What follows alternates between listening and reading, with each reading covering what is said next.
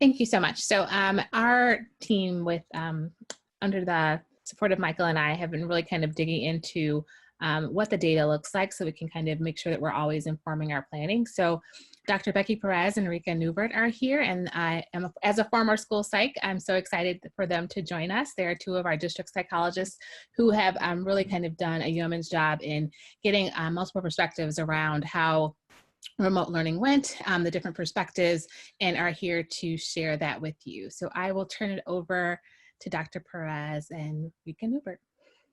Okay, thank you so much. So this is Dr. Perez speaking, and so I actually am working at Irving and Lincoln, just to give you some context, and next year we'll be working at Lincoln full-time. In terms of our work with the data gathering, the most important thing for us was to make sure that we were able to kind of capture what was already available to us to better understand remote learning. And so we'll kind of walk you through some of the different lenses that were available to us, and then also what we kind of added to it to ensure that we had kind of like a broad overview of how everybody experienced remote learning, and perhaps make some future recommendations as a whole. But today we'll talk mostly about those voices.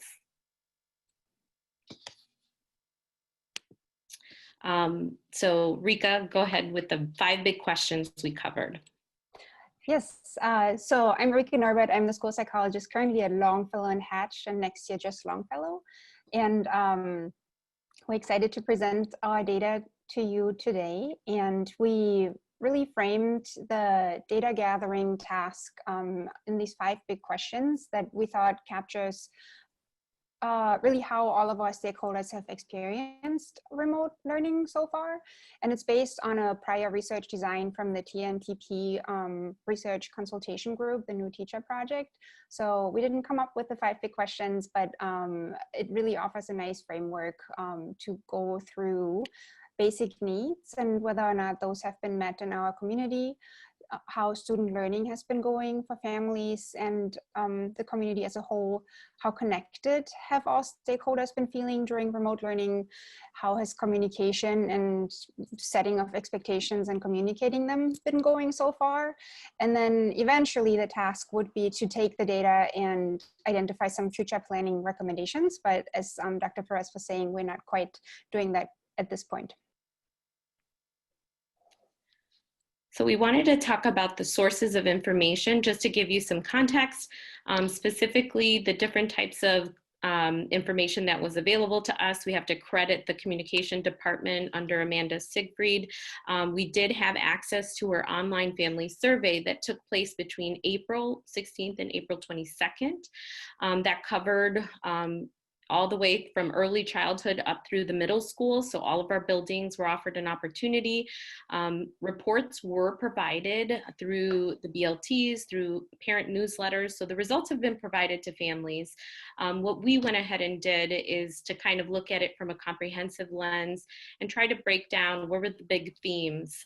So that's our qualitative data from the online survey, since there were a lot of open-ended questions and some of those that were quantifiable. We also looked at the Come Together focus groups and the comments from a student survey that Rika is going to talk about.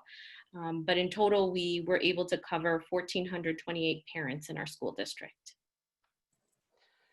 So we really wanted to hear from the students as well, and the focus groups were helpful to read through, but we also wanted to get a representative sample of our student voices.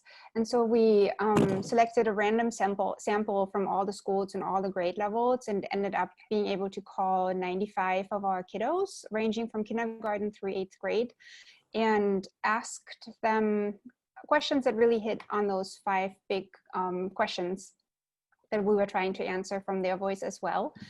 And the psychologists and social workers and some of the nurses also helped us make those calls. So it wasn't just Dr. Perez and I. But we did have a fair amount of conversations with our students and some of the parents who were listening in and supporting, especially the younger ones, through the calls. And that really led to a pretty rich understanding of how things have gone based on the home perspective. And then we, of course, also wanted to capture our teachers' voices, and we used another questionnaire based on the TNTP framework to send an electronic survey. We ended up getting 301 teacher staff responses, and they shook out to be pretty representative again of our staff body overall. And the student and the teacher surveys were collected between the end of May and the very beginning of June. So I'll jump in talking about a sense of connectedness. So the most important piece is that we wanted to make sure to highlight the positives, the opportunities that families, students, and teachers identified. So you'll see the organization of the slides to follow focuses on, again, those positives, and then obviously some of the things that they might have struggled with and some things to consider in the future. For families, in terms of this sense of connectedness, whether it was, an opportunity to, see what their kids were learning, we got a chance to see that families really felt supported, and they felt like they mostly felt supported when there was an opportunity to have their child receive some more of that small group or individual attention from a teacher, and at least once a week. For students, feeling that sense of connectedness looks differently depending on the grade level, but those students that we were able to speak to really enjoyed interactive activities, things that engaged them. Usually if students are muted, it's hard to engage, and we notice that usually kiddos that are a little bit younger might have difficulty trying to stay attentive. For teachers, what we picked up on is that they felt very supported. 96% of those that responded to the survey ranged from feeling very supported to somewhat supported in some range. And also there was some contact from administrators individually just to check in on how they were doing. In terms of things to work on for sense of connectedness, communication could be considered inconsistent, but only from the perspective really of families with multiple kids in different grade levels. And so what might seem a little inconsistent for families is the experience of one child in one grade might be very different than their middle schooler. Some of that is developmentally appropriate, sometimes it's grade level content, but that was something that they noticed. It was just very different. And in terms of students, 60% of them did not communicate daily with the teacher, and that was very specific to whether they had like Zoom meetings or an email. But there are other ways that they communicated, but perhaps they weren't having a daily Zoom call with their teachers. Another piece of it is for teachers is that they struggled to have a sense of that shared vision. Many could speak to, their lesson planning and things of that nature, but getting that full vision of how to move forward and what the expectations were was a little bit challenging.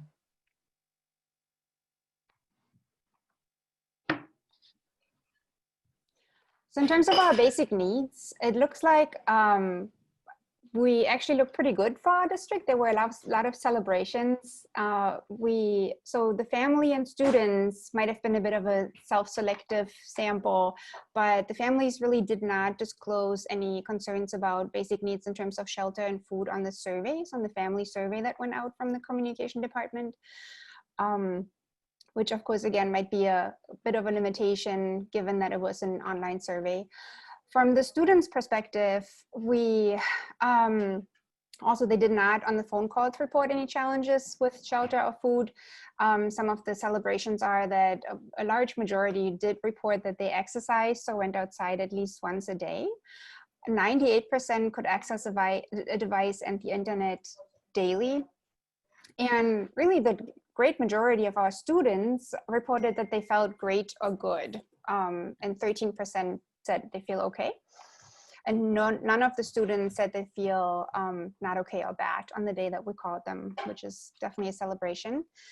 And then for the teachers, some of the celebrations are that 70% knew where to direct their families and their students if they needed mental health services or childcare. Some of the challenges for the teachers are that some of them said that they actually felt not okay or bad. So if you think that our sample was 301 staff members, that's a sizable chunk still. And then 10% of them also said that they didn't know where to direct the families if they needed food or shelter. For the basic needs of families, really the biggest one that stood out was the stress of work-life balance due to the childcare needs. And then also that the change with switching to remote learning felt quite abrupt and intense to them and was emotionally a lot. And also something that actually, just for me personally, was a bit surprising how often families on the student phone calls and in the other data also reported some difficulties with printing. And I know we had printed some information in the beginning and then shied away from that for safety reasons, but it did come up quite a bit when talking with families. For some of the kiddos, some of the challenges that they did report was struggling with having a quiet place to work at home. And also, we know from the families that they struggle with childcare from the kids' lens, especially for our younger kiddos. They really do depend on their parents for learning and for exercise, and that came out often as we were just speaking with with the kiddos. When they get stuck with their learning, they need their parents. Sometimes their parents are on work calls all day long, or they can't go outside because they need their parents, and so that came up from their lens as well. Next slide.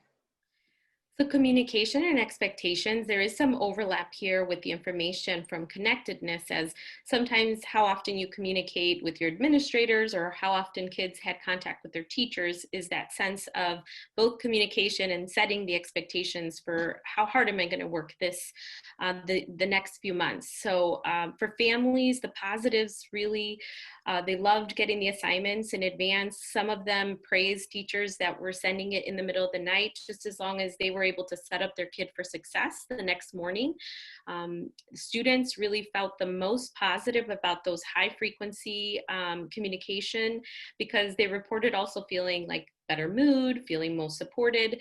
There was a trend in the student surveys that 4th and 5th graders from our random sample were the grades that were communicated with higher frequency.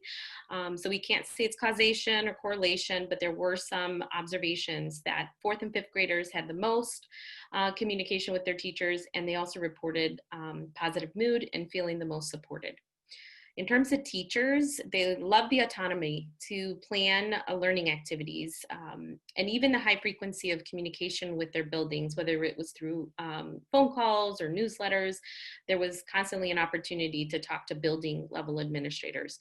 Challenges for families, they would love more uniformity. When it comes to families that have more than one child, I think just some of the voices that came across is that there might be more than one password, broken links for certain types of ways of accessing information. And so for that reason, just having a clear layout for schedules and expectations was something that they desired more of. They also talked about K2 did not always have a guaranteed device, and some families did not take up the opportunity to pick up a device when it was offered to them, and they kind of had some regrets about that because they really needed them. So sometimes parents were using their work devices and the meetings would overlap with their child, and so that was challenging if they were also working from home. And lastly, similar to what was stated before, just again, what is that vision of what remote learning is versus e-learning? So if they're reading up on what's happening in other districts, that could look very differently because the expectations are different between those two. For students, we talked about the positives. The things that were challenging is that they really wanted more structured time, and specifically not to be muted during their time together, whether it was for social engagement or for learning. There also was quite a bit of variance in terms of how many Zoom classes or opportunities they had. I would say what's most notable is 12% of the students, again, through the phone surveys, reported no contact via Zoom offerings. So that's something to consider. So they might have had an email, they might have had a phone call, or maybe information posted, but there was no actual class to log into.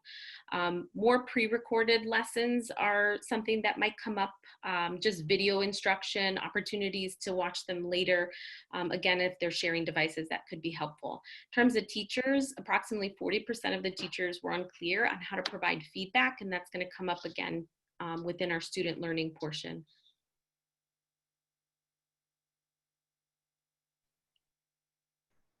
Okay, so then for student learning, we had so much information that we broke up the celebrations and some of the work-ons into 2 separate slides. So let's start with some of the celebrations. There was a sizable chunk of our middle school, especially middle school families, who reported that there actually were really no challenges with learning, which was a little bit smaller in elementary school. 21% of elementary parents reported no challenges. And our kiddos, our students, actually, when we gave them a range of things that might come up as things that might make remote learning hard, 46% of our students also reported actually no significant challenges. Another celebration, 97% of our kids reported that they had contact with their teachers at least once a week. So we know from Dr. Perez's previous slide that wasn't all Zoom meetings, because 12% did not report having a Zoom meeting in the prior week, but at least 97%, so almost all of them, had some sort of contact with their teachers at least once a week. And our kiddos with IEPs had the most frequent communication with teachers, and also the most frequent communication with their classmates about schoolwork. The vast majority of our kiddos feel prepared for the next school year. And also the majority reported that the assignments felt just right. And then there was an equal half saying they were too hard and another equal half saying they were too easy. So we were right in the middle, meaning we probably hit a pretty decent sweet spot. 62% of our kiddos reported that they were reading at least once a day. And over half of our kids that we interviewed on the phone reported that they, in the previous week, had completed the actual links and assignments from Spanish and art activities that were provided by their teachers. It was a bit less than half for the other specials. Some celebrations from the teacher's lens is that the majority of them really reported having enough resources and materials to ensure that student learning continues, and also that they received enough support in the way of professional trainings, PD, and learning resources to allow them to continue teaching kids.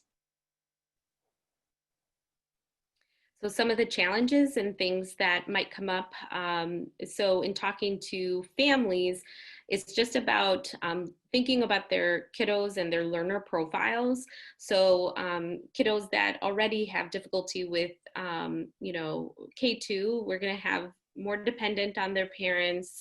So parents might be mentioning, for the most part, that they're having difficulty sustaining attention, especially through Zoom meetings.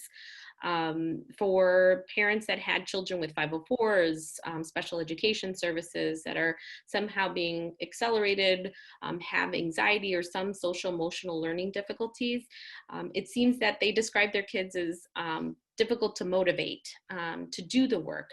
But then talking to students, we also found that a lot of kids were actually saying that they reported feeling, and I shouldn't say a lot, but some of the comments were specific to feeling unengaged.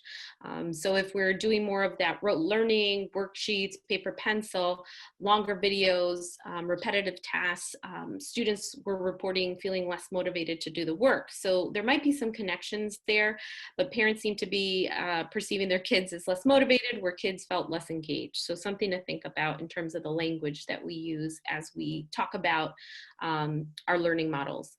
In terms of technology, it might not be necessarily that folks don't have internet or that they don't have devices, but that it's about this idea of inexperience with our platforms. So they might be used to, teachers sending information in different ways, and now all of a sudden families were kind of delivering supports to their children and problem solving. And so that was really hard for some families. For students, going back to them as a stakeholder, they really want more instruction. So 28% said we had some, but not enough, or not enough instruction. So they might have Zoom meetings, they might have contact with the teacher, but it might have not been instructional. And for younger populations, it was very clear that parents wanted it to be very explicit. So if there was an opportunity to say what materials the child would need, what the setup would look like, that also was part of what instruction, quote unquote, would look like.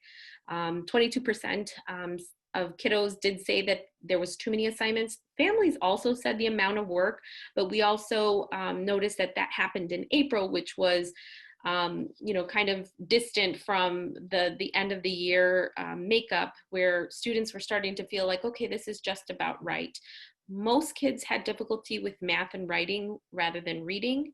And on average, students had about 3.4 hours of schoolwork assigned to them.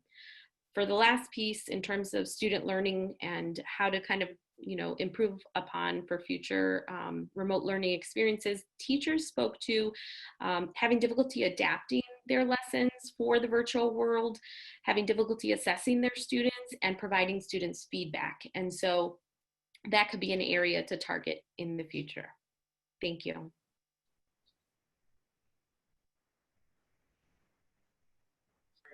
Great, thank you so much for that work. That was really insightful. So it seems like at this point we're opening up the space for questions or comments.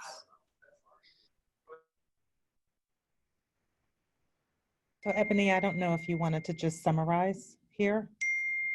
Sure. This obviously will drive kind of how we think about our work moving forward in whatever iteration we decide to return. But I think it was really important for us, obviously, to really kind of look backwards to see what the experience felt like for a number of different stakeholder groups. And so we'll be obviously using this data to continue to plan forward. And should there be a time moving into next year where we need to think about this, intentionally, we kind of have that springboard from which to plan and ensure that we're kind of taking this data to really support our students and families. So thank you. Thank you, guys. So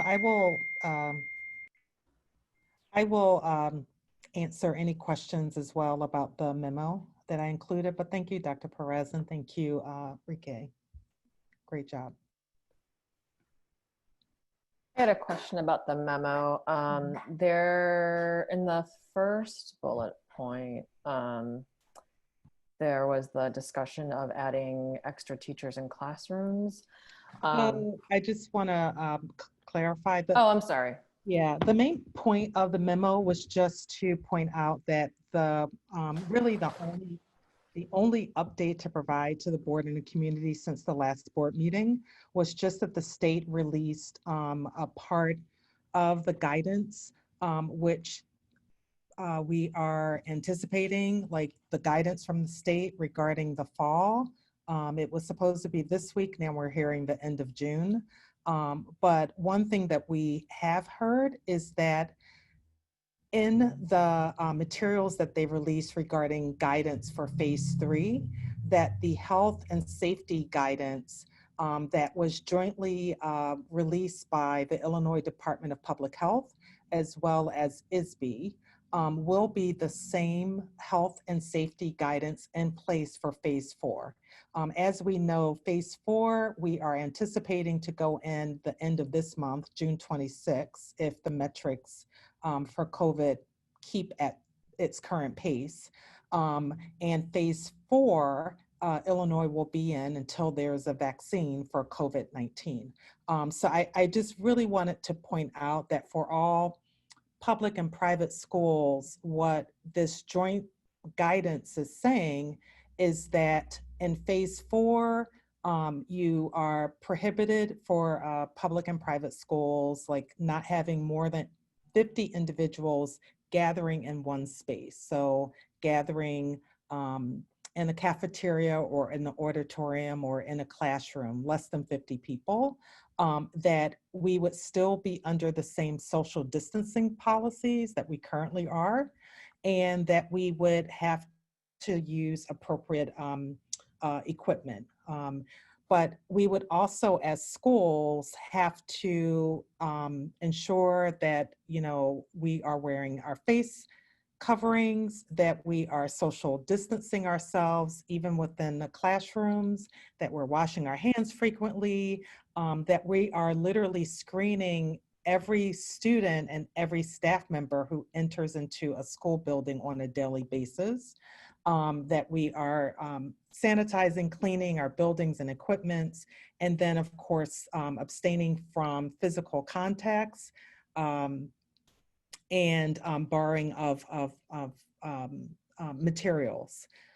So the implications are, for those health and safety guidelines are what we are currently considering.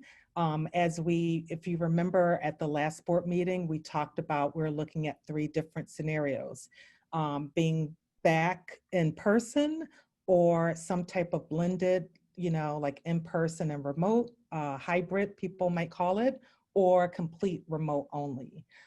So in terms of being back in person, with these guidelines in place, we know that it will be modified. And the question is, would a district of our size, with the number of schools, the dense the dense community, would we be able to do that? And if so, what are some of the things that we might have to think about? So that's where I gave some examples. And again, this is not like what we're planning to do, but just for us to kind of think about, like, here are the various things.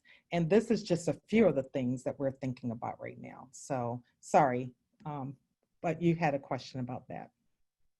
I mean, I'm sure it's coming up in your scenario planning, but I was just curious about if there were discussions of how we would fit at like more teachers in smaller classes, since a lot of the buildings are at capacity. So, but I'm assuming you're already discussing some of those things in the committees. Yeah. Well,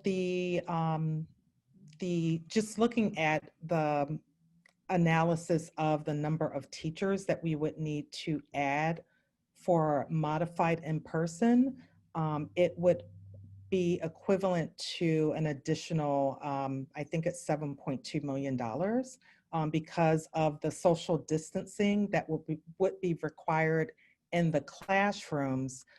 Based on the drawings that we've received from our Senior Director of Buildings and Grounds, we would probably only be able to fit between 14 to 16 students in a classroom. Our class sizes are pretty low, but we would have to lower our class sizes pretty much across the board in all of our schools in order to be able to fit the students in. And then we would, as you were saying, in many of our schools, because of the capacity, would have to use other spaces where we would have to convert spaces to retrofit or to create additional classrooms. So. Dr. Kelly, what specifically are we going to see in July? So in your memo, it says, can I finish I would like to finish my statement. Okay. In your memo, it says that, I'm going to pull it up here. It says, our goal is to share more concrete plans with students, staff, and families during our July board meeting. Can you be more specific or concrete about what exactly we will get at that meeting? Yes. So we will share with the board our recommendation along with our SWOT analysis for each of the 3 scenarios. Plan A would be like modified in person. Plan B would be like some type of hybrid, and Plan C would be remote only. So with that SWOT analysis of each of the 3, we would also present to the board what our recommendation is in terms of how we should think about coming back. So the question I have, you said one of the options would be like remote completely. Like, are we even still, like, I would encourage to not do a scenario that is likely not to happen, right? Unless we go way back, right? Like if we go from phase 4 to ground zero, wouldn't July be a more realistic interpretation of what we would actually be doing in August? Like, it could be, yeah. Yeah, because I don't want your team to kind of create a whole bunch of SWOT analyses for things that are likely not going to happen, and that we are getting closer to moving from like scenarios to more specific strategies. Maybe there's 1 or 2 versus 3, including a third that doesn't actually, like that, a third one that is not actually going to happen, right? I feel like having a, a strategy for just completely remote doesn't even seem like it would make sense at this point. I don't know that it doesn't make any sense, but it seems unlikely to be what we would do in September or Right. August. Right. But it could be what we have to do in October or November. So I think it's good to have an idea of what that would be. In addition to that, I'm curious if there are alternatives to having to make the classrooms, with even fewer kids and adding more teachers. Are there $7.2 million is a lot of money. Are there things that we can do in the classrooms that would allow us to have more students? So there are three it's less than scenarios. 7.2? Yes, there are. So you probably are looking at more of a hybrid where you would not have all of the students in the building at one time. Well, that's interesting as well, but I'm sort of thinking about, so just, you're hearing about people going back to work and things like that. And instead of expanding the amount of space per person, they're putting up more barriers. They're doing things that would make personal space be a little bit more cordoned off, I guess, So again, I have no idea what this would cost. It could be more than $7.2 million to figure out how to, be able to put 25 desks in a room and keep them less than 6 feet apart, but have enough, barriers up that it is okay. Can I jump in really quick, Rob? This is Jean. Yeah, please. You physically can't put the barrier up because you still need the social distancing of the 6 feet between. So right now what I'm doing is I'm planning out each school, but in K through 2 with the tables, you can really only fit 12 in an average size classroom. In the middle schools, you can fit 14 to 16, most likely 16 on each with a 6-foot diameter, 14 kids with a 7-foot diameter, obviously because we know kids get up, move around, they're not stationary. So there's nothing you can do with even putting up like the plastic plexiglass barrier to eliminate that 6-foot space. okay. Even so I think one of the ways to do it, Rob, that we've talked about is if there's if we learn that and we've talked about this before, if we learn that at least, I don't know what the amount is, Jeannie would know, but if you look at the layouts, for example, you have 14 and 16 in the middle schools, and I'm just scrolling up, you have 12 students and 14 and 16 in some of the elementary schools. If it turns out that a certain number of students, families are choosing remote learning because they feel either that works for them, or they feel from a safety perspective, it's possible that we could get everyone that wants to go back to school, because we wouldn't have 100% of the students. And so my question is, how are we going to learn what percentage of students and families are going to choose remote learning for whatever reason they're going to choose it, so that we know if we could meet the needs of all the other students on a full-time basis? And then my second question is looking at some of the data. I know I've been part of the scheduling conversations, and we've talked about the need for kindergarten and first graders perhaps to see their teacher every day and do an afternoon or morning cohort, as opposed to some kind of alternate day scheduling. And if you just limit it to K1 adding the sections, are those kind of possibilities, certain grades adding the sections, as opposed to like one or the other, all or nothing? What you're describing, Holly, is what we would consider in Plan B. That's the hybrid. That means that it's a mixture. You don't have everyone like in person modified. Okay.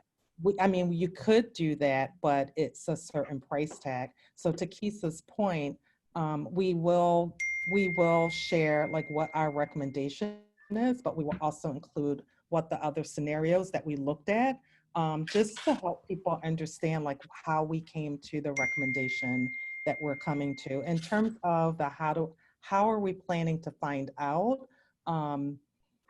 And really right now we're talking about our students and our families. The other considerations for us would be our staff.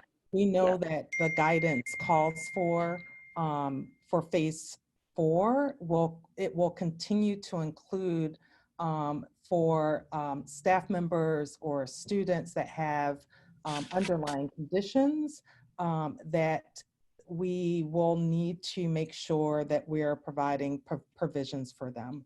But in terms of the families, we did put a call out last week. We've had it open on Let's Talk. I believe we've had over 40 family members who have volunteered to work with myself and also Amanda Siegfried and Rochelle Lebrecht around a couple of things. One, there will be a need for that parent-to-parent communication around like what our plans are, as well as helping us to gather feedback from our families. So we are planning to be in contact with those individuals who reached out and stated that they would like to work on that committee with us. And we will be working with them to help learn from our families. But we will also be working with HR to do the same thing with our staff. A lot of moving parts here. To the point in terms of like what's happening in August, we are predicting what will happen in August and be sharing in July our recommendations, as well as we'll be sharing the administrative procedures for that plan, the plan that we select.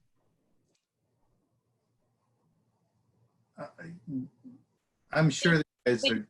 Oh, go ahead, Reb. Sorry. Yeah, I'm sure you're doing it.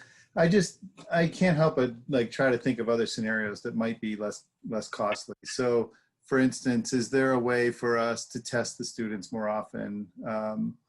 What would weekly testing cost for our students, and then doing temperature checks in between, and checking for symptoms as they come into the building. Are those things less expensive and safe enough that we could consider them? These are things that I know are happening in other places. They're not schools, so it's a little bit different. But I'm trying to think of alternate ways of being able to provide a safe environment, but also try to do it without us putting ourselves in jeopardy of someday, not too soon, or in the not too distant future, having financial troubles because of going through this.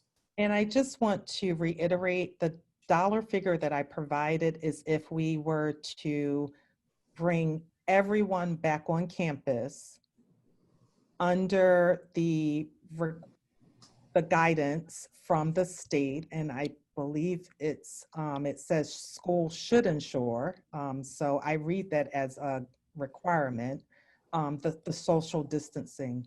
There are other plans, Rob, that you would not need to spend those dollars if you're able to hire those additional staff members. So I don't want you to be stuck in your head of the 7.2.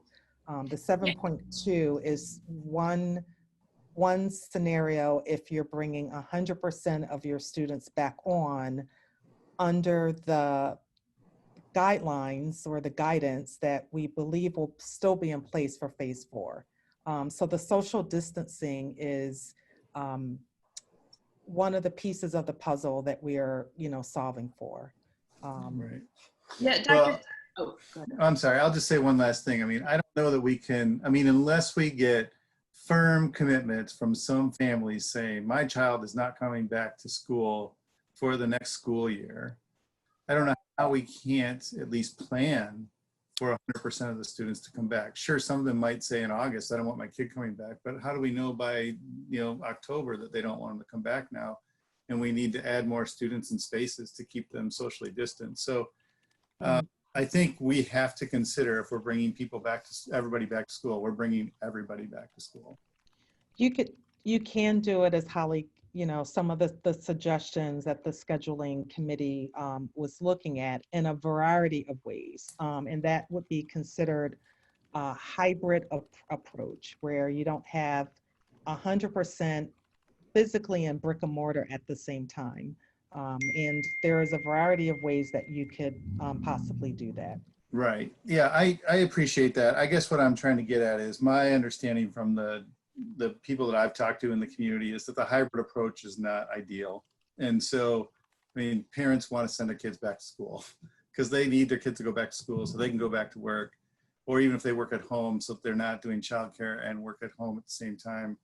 And it's just, you know what I mean? It's untenable to think about what if going another 12 months or 9 months in this situation for a lot of families, especially families with younger kids. So I don't know. Well, Robbie, you have to remember too that we also have social partners. So if we're doing an A day, B day, and again, these are like just scenarios. We've not made any firm commitments. If you're doing, as Holly was saying, like perhaps like some of your younger kids, are in the like brick and mortar, like older kids are doing something. There are a lot of things that we can also partner with the park district or like, so I think here's the situation. This is a pandemic. I don't think any of us want this to be sitting in the situation. So we will do our very best to be able to answer the needs of as many individuals as possible, keeping the safety of our students and our staff at the number one in terms of our priorities. And we do that by looking at the health and safety guidelines that have been provided to us, jointly by ISB as well as the Illinois Department of Public Health. Those parameters are like what we're using to plan. One of the big parameters for us, a district of our size, again, is the social distancing. Another big piece for us, will be like what our procedures will be around screening daily every student, every staff member that comes into our schools. So those the disinfecting time that we'll need. And the disinfecting too. So those are, what I think the community has to understand in terms of our doing the very best that we can in August to be, to be sure.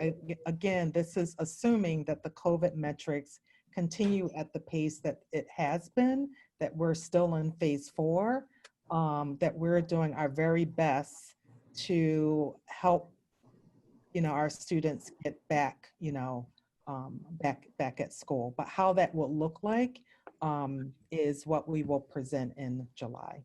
And Rob, just so you know, Rob, from a couple of the conversations that Catherine and I participated in addition to what you're talking about, providing support and understanding the capacity of the community to handle remote learning, we've talked about, Dr. Kelly brought up the partnership with the Park District and just how to set up places where kids can go on their alternate days. Also, teachers who have students that are going to be on an alternate day and how the teachers to support them on those alternate days. But we've also talked about whatever schedule we adopt, if someone gets sick, like the whole machine shuts down for 2 weeks to quarantine.